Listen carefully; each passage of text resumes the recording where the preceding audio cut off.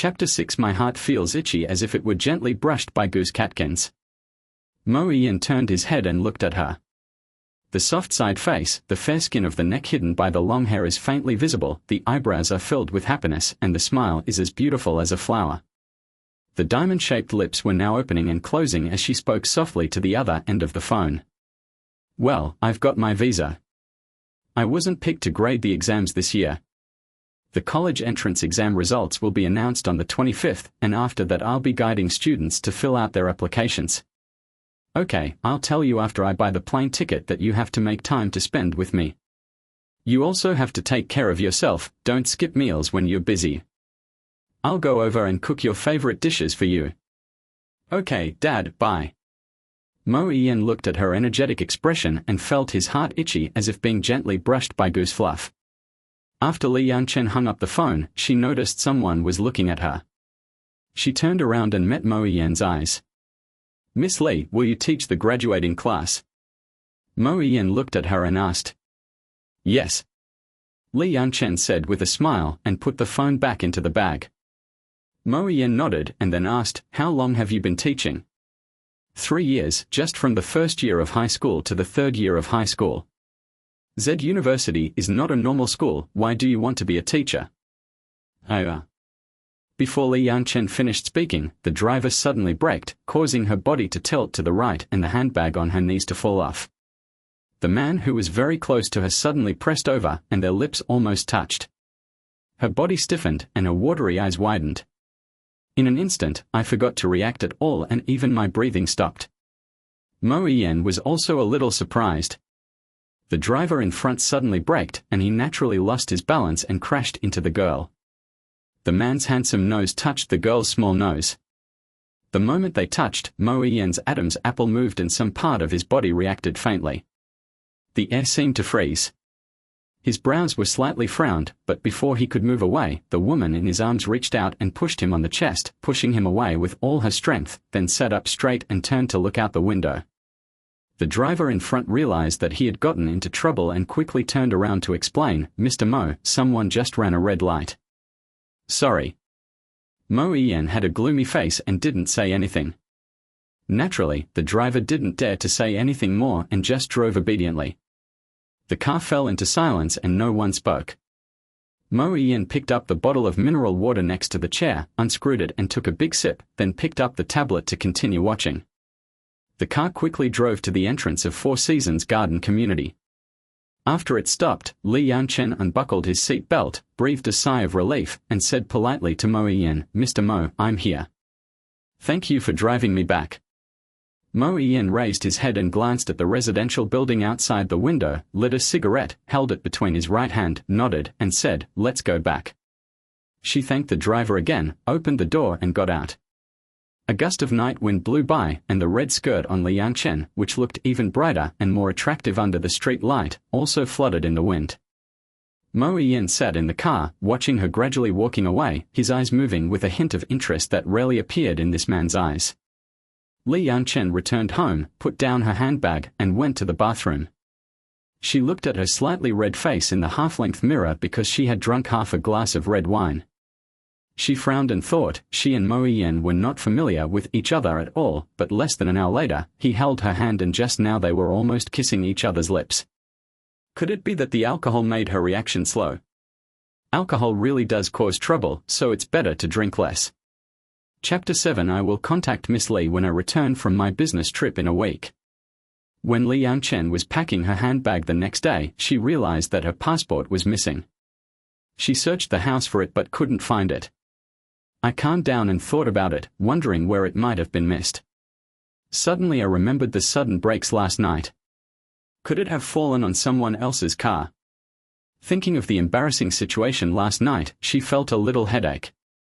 She thought they would not be in contact again, but she lost her passport and it was very likely that it was dropped on someone's car. She had to contact them. She didn't have Mo Ian's contact information, but her senior did. Just as she was about to ask the senior for his contact information, a call came in on her cell phone.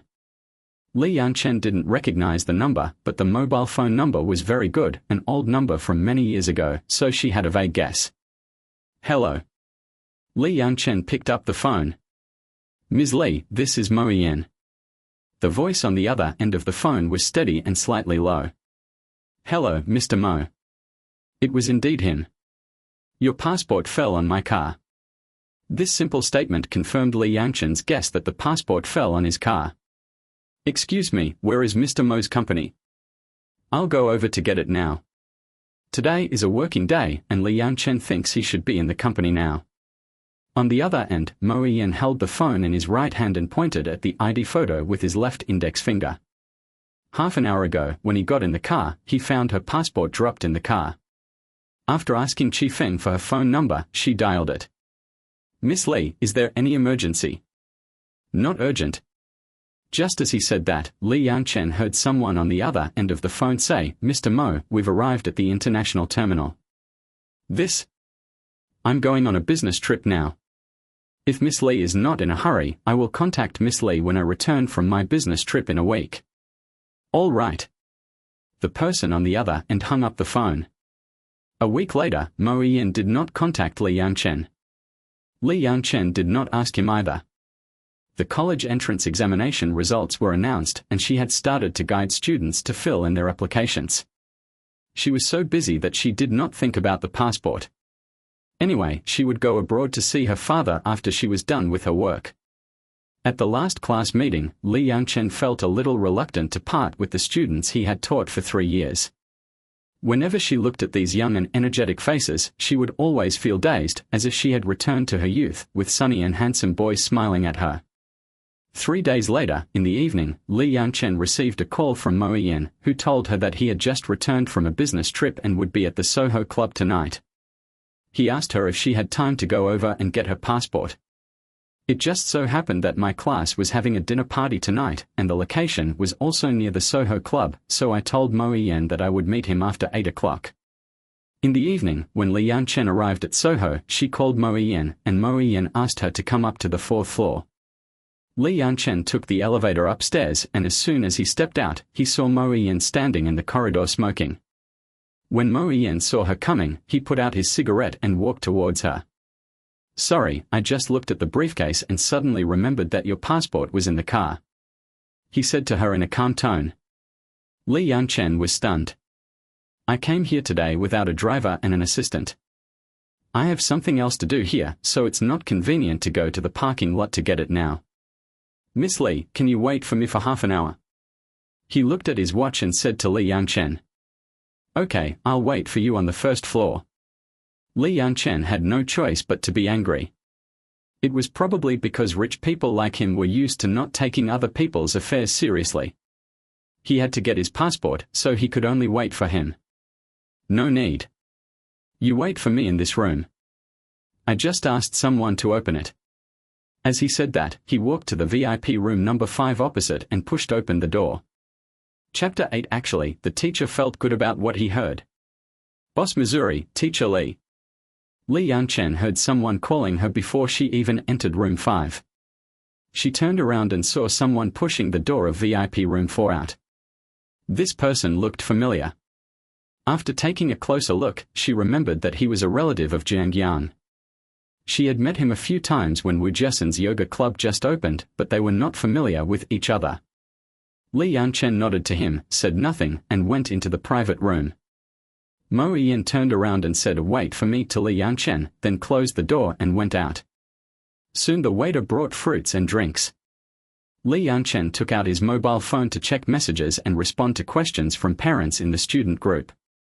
I don't know if it was because the sofa in the VIP room was too comfortable or because she was too tired these days, but after replying to the message, her eyelids felt heavy and she felt a little drowsy. Outside the door, Zhu Chenglin lost his composure when he saw Mo Yen and Liyang appear together. Liyang is a friend of Jiang Yang's relative. He has met her several times. Because she is beautiful, he has a deep impression of her. She seems to be a teacher. Mo Yen is a famous nobleman in Pengcheng, and many women flock to him.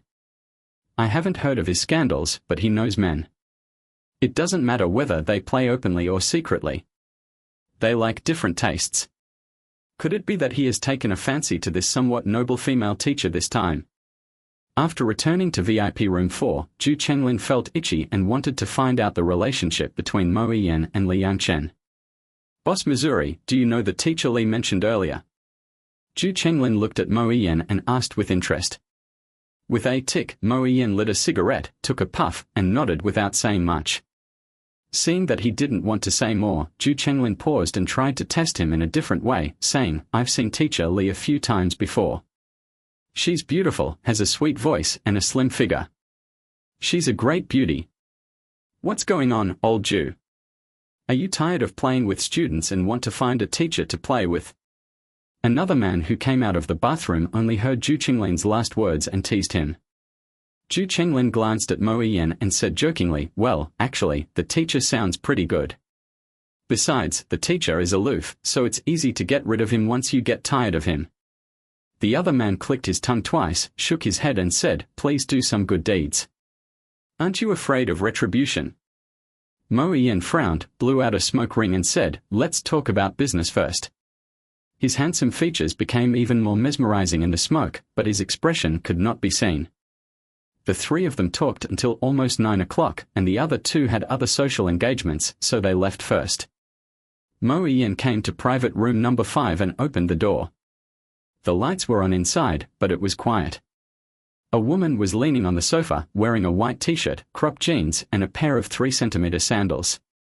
She looked fresh and clean. Maybe I waited too long and couldn't resist the sleepiness and fell asleep. He strode forward, his steps deliberately lighter than before. Liang Chen folded her hands on the side of her face, sleeping like a child, with her legs neatly folded on the sofa. The light shone on her skin, which was fair and delicate, with beautiful facial features. Mo Yiyan lowered his body, involuntarily losing consciousness. As she moaned evenly, his heartbeat gradually quickened. His protruding Adam's apple rolled, and he couldn't help but slowly move closer, staring at her tender lips with his black eyes. Liang Chen was not asleep. He felt someone approaching, his eyelashes trembled, and he opened his eyes. She looked a little childish and dull after just waking up.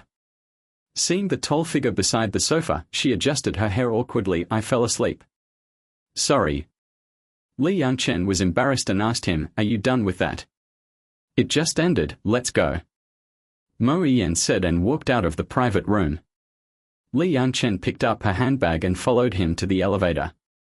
Chapter 9. It's my honor to have you as my driver today.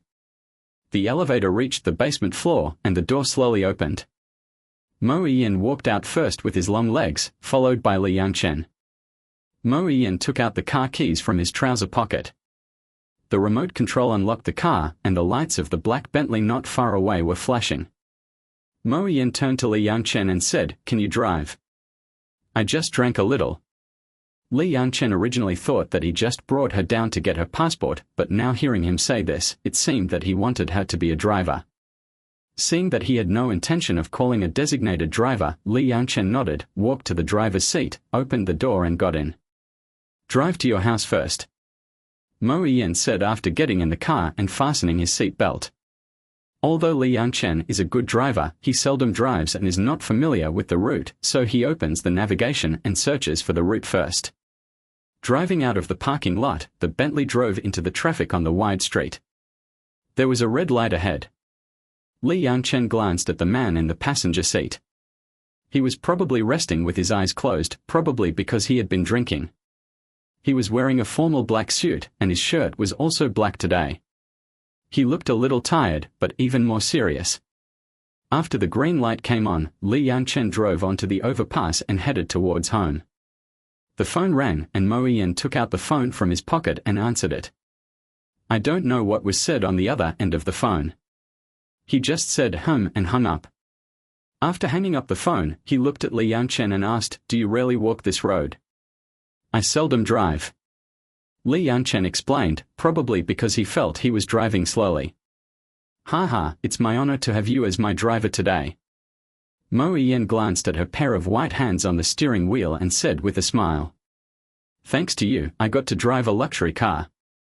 Liang Chen didn't notice his interested expression. He just concentrated on driving and chatting casually. Really? Mo Yiyan raised his lips when he heard that. But he could see that her expression was calm, not the kind of person whose eyes would light up when seeing a luxury car. The two of them didn't talk for the rest of the trip. When the car arrived at Four Seasons Garden,李漾晨stopped by the roadside, turned off the car, unbuckled his seat belt, and turned to Mo Ian and said, "I'm here, how are you going to get back?" Mo Ian took out his passport from the ticket box in front of the passenger seat and handed it to李漾晨, saying, "My driver will be here in 10 minutes. Then he opened the car door and got out, and李漾晨followed him out. He stood outside the car, lit a cigarette, took a puff, put one hand in his pocket, pointed at the passport in her hand with his slender finger holding the cigarette, and asked, "Are you going to travel to country M?" "Well, last time I got my visa, I dropped my passport on your car. Thank you for taking me back again today,"李漾晨said politely and distantly. Mo Ian lowered his head, took a puff of his cigarette thoughtfully, and nodded. He looked up again, raised an eyebrow and said to her, "Go in."李漾晨thanked him again and turned to enter the community. 10 minutes later, a taxi stopped at the gate of the community. As soon as the young man got out of the taxi, he respectfully said to the man standing next to the Bentley, "Sorry, Mr. Mo, I'm late." As he spoke, he opened the back door and let Mo Ian get in. The driver went around to the front seat and looked at the nearby community. "Isn't this where Miss Lee lived last time?" He didn't dare to say anything and drove away. After completing the application form,李漾晨bought a plane ticket, packed her luggage, and flew to Country M to see her father. The father and daughter haven't seen each other for half a year. It's also李漾晨first time to come to Country M. Lizzie specially adjusted his work plan and took a week off to accompany her. Even if the two of them don't go out and cook delicious food at home,李漾晨feels very happy. Her mother passed away due to illness when she was 16 years old. Although her father was later sent abroad on business, he always gave her a lot of love, and the father and daughter got along very well. Week later, her father became busy again with the project he was responsible for and could no longer accompany her, so she went to travel around the area by herself. Happy times always pass quickly, and in the blink of an eye, it was the day for李漾晨to return home. Lizzie was reluctant to let her go, but she was too busy with the project and could not spend more time with her daughter. However, she promised her daughter that she would try to find time to return home to spend the Mid-Autumn Festival with her this year. Chapter 10, Perfect for Pinching and Lifting to Kiss. On the day of returning, Lizzie drove李漾晨to the airport. On the way, I said to her, "Chen, are you dating someone now?"李漾晨was a little surprised.